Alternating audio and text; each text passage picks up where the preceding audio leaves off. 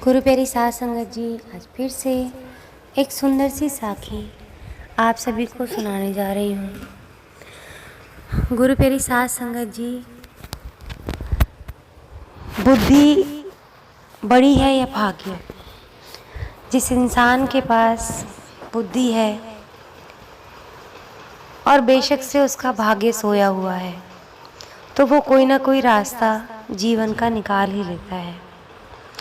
लेकिन जिसका भाग्य जागा हुआ है और उसके पास बुद्धि नहीं है, तो उसके जागे हुए भाग्य का भी कोई मोल नहीं है।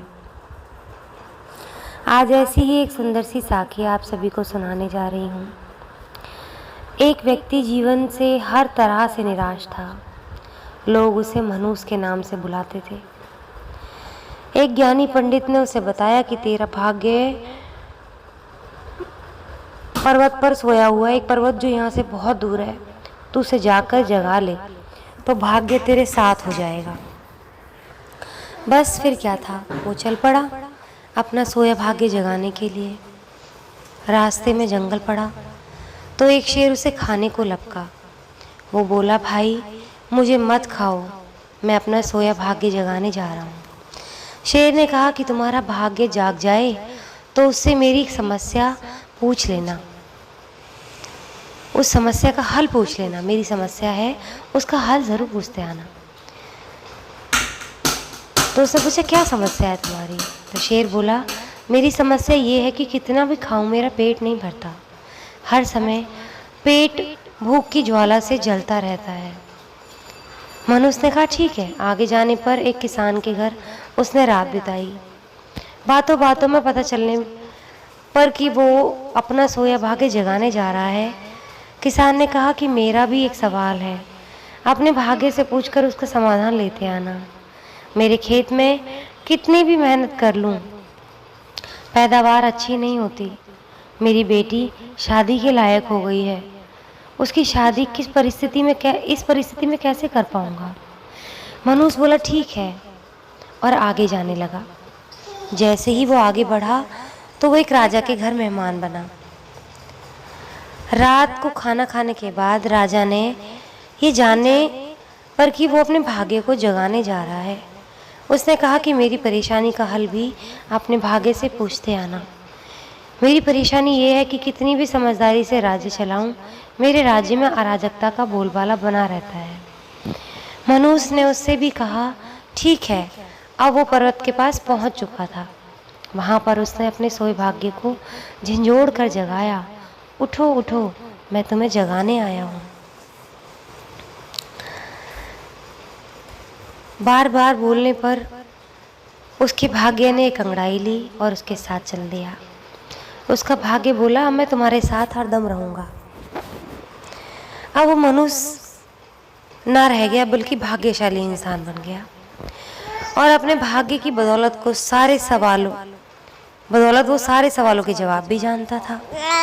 वापसी यात्रा में वो उसी राजा का मेहमान बना और राजा की परेशानी का हल बताते हुए बोला, क्योंकि तुम एक औरत हो और पुरुष के वेश में रहकर राजकाज संभालती हो, इसलिए राज्य में अराजकता का बोलबाला है। तुम किसी योग्य पुरुष के साथ विवाह कर लो, दोनों मिलकर राज्य भार संभालो तो तुम्हारे राज्य में शांति स्थापित हो जाएगी। रानी बोली, तुम ही मुझसे शादी कर लो और यहीं रहने लग जाओ। भाग्यशाली बने आदमी ने कहा, नहीं नहीं, मेरा तो भाग्य जग गया है, तुम किसी और से शादी कर लो। तब रानी ने अपने मंत्री से शादी कर ली और सुखपूर्वक राज्य चलाने लगी। कुछ दिन राजकीय मेहमान बनने के बाद उसने वहाँ से विदा ली।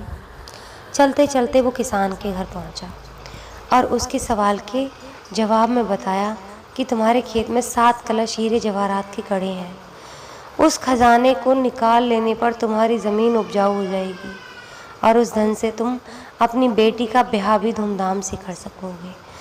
किसान ने हाथ जोड़ते हुए उससे कहा कि मैं तुम्हारा शुक्रगुजार हूँ, तुम ही मेरी बेटी से शादी क्यों नहीं कर लेते?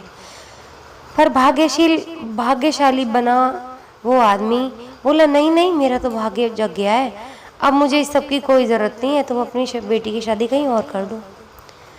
किसान ने उचित वर देख के अपनी कन्या की शादी कर दी और सुखपूर्वक रहने लगा। कुछ दिन किसान की मेहमान नवाजी भोगने के बाद वो जंगल में पहुंचा और शेर से उसकी समस्या के समाधान स्वरूप कहा कि यदि तुम किसी बड़े मूर्ख को खा लोगे तो तुम्हारी ये शुदा शांत हो जाएगी। शेर ने उसकी बड़ी आवभगत की और यात्रा का पूरा हाल जाना। सारी बात पता चलने के बाद शेर ने कहा कि भाग्योदय होने के बाद इतने अच्छे और बड़े 2 मौके गंवाने के लिए ए इंसान, तुझसे बड़ा मूर्ख होगा ही कौन। तुझे खाकर ही मेरी भूख शांत होगी। और इस तरह वो इंसान शेर का शिकार बन के मौत को प्राप्त हो गया। तो गुरु प्यारी साध संगत जी, अगर आपके पास सही मौका परखने का की बुद्धि और अवसर को पकड़ लेने का ज्ञान नहीं है तो भाग्य भी आपके पास आकर आपका कुछ भला नहीं कर सकता। गुरु प्यारी साध संगत जी, बहुत से ऐसे लोग देखे हैं जिनको जीवन में बहुत अपॉर्चुनिटीज़ मिलती हैं, लेकिन वो कभी भी अपनी अपॉर्चुनिटीज़ का फ़ायदा नहीं उठाते। वो सोचते हैं कि हम तो बहुत शक्तिशाली हैं, हमें इसको करने की ज़रूरत क्या है, और इसलिए वो भाग्य से मात खा जाते हैं। भाग्यशाली होते हुए भी अभाग्यशाली होते हैं। मैं कई लोगों के एग्जाम्पल आपको देखो हर तरीके से दे सकती हूँ, चाहे वो इंसान गृहस्थ आश्रम से जुड़ा हो, चाहे वो इंसान सुमिरन के रास्ते पर चल रहा हो। कई लोग ऐसे होते हैं कि गुरु के आश्रम भी जा रहे हैं, सत्संग भी सुन रहे हैं, लेकिन वहाँ का लाभ नहीं उठा रहे। उस सत्संग को सुन के पल्ला वहीं झाड़ के आ जाते हैं और आके लोगों को लेक्चर देते, लेकिन उस चीज़ को अपने जीवन में धारते नहीं हैं। तो ऐसे लोग भी बड़े अभाग्यशाली होते हैं कि उन्हें ऐसा मौका मिल रहा है जीवन में सत्संग सुनने का। कई लोगों के तो कान तरस जाते हैं सत्संग सुनने के लिए, समय ही नहीं लगता है उनको तो उनके हिसाब से। लेकिन जिनको समय लग रहा है, सुन रहे हैं, फिर भी अनसुना कर रहे हैं, तो उनसे ज़्यादा अभाग्यशाली कोई नहीं है। ऐसे लोग जो गृहस्थ आश्रम में हैं, जिनको भरा पूरा परिवार मिल गया है, अच्छा पार्टनर मिल गया है, उसके बाद उनमें घमंड आ जाता है और वो अपना हक जताना शुरू करते हैं और अपने आप को सुपीरियर दिखाना शुरू करते हैं। ऐसे लोग बड़े अभाग्यशाली होते हैं जो अपने पार्टनर की वैल्यूज़ को समझते नहीं हैं। और एक दिन ऐसा आता है कि किस्मत उनके पार्टनर को उनसे दूर कर देती है और फिर वो हाथ मलते रह जाते हैं और फिर उन्हें लगता है कि हम कितने अभागे हैं जो भाग्यशाली होते हुए भी अपने भाग्य को समझ न पाए।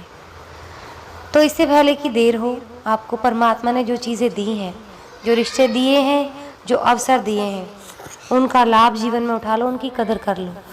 जिस दिन समय ने आपकी कदर करनी छोड़ दी, भाग्य ने आपकी कदर करनी छोड़ दी, उस दिन आपसे ज़्यादा लाचार और अभाग्यशाली इंसान कोई नहीं होगा। आज इसी के साथ इस सुंदर सी साखी को यहीं समाप्त करना चाहूँगी। मिलती हूँ आपसे अपनी अगली वीडियो में नई साखी के साथ। तब तक के लिए खुश रहें, सुमिरन करते रहें, सच्ची सेवा करते रहें।